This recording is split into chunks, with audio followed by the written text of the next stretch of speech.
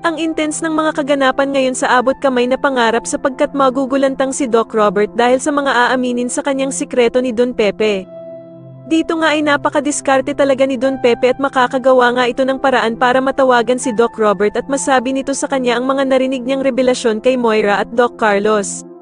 Samantala ay malalaman nga ni Doc Carlos na nangangailangan ng tulong ang anak niyang si Zoe dahil nga sa pagkakatama ng baril sa kanya ni Don Pepe. Kaya naman ay walang pag-aalinlangan at agad na pupuntahan ni Doc Carlos si Zoe dahil nga sa sobrang pag-aalala niya dito. At dito nga ay agad na sasalubungin si Doc Carlos ng mga tauhan ni Moira at dadalhin siya kung saan naroon si Zoe. Nang makita naman ni Doc Carlos ang anak niyang si Zoe, ay agad niya itong tutulungan at lalagyan ito ng first aid kung saan tinamaan si Zoe ng bala.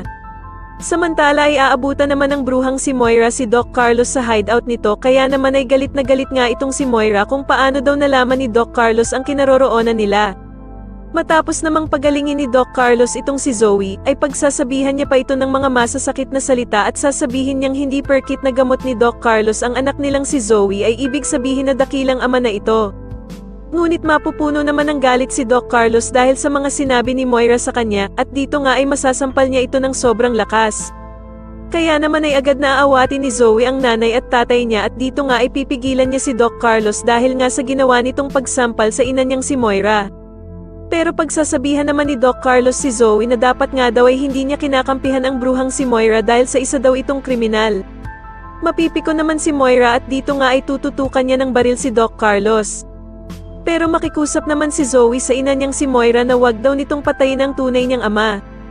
At dito nga ay ipapamukha ni Moira kay Zoe na si Robert lamang nga daw ang tatay nito.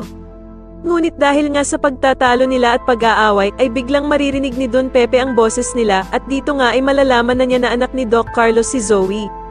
Sa kabilang banda naman ay tatanungin naman ni Annalyn si Giselle tungkol sa anak nito at kung sino nga ba daw ang totoong ama nito. Sa tingin niyo magawa pa kayang makatakas ni Don Pepe sa mga kamay ng tauhan ni Moira? Mas lalo na nga talagang nagiging exciting ang mga susunod na kaganapan kaya naman ay mas lalo pa nating abangan ang mas lalong gumigandang abot kamay na pangarap. Maraming salamat po sa inyong panonood at sana po ay ma-subscribe niyo ako. Maraming salamat po.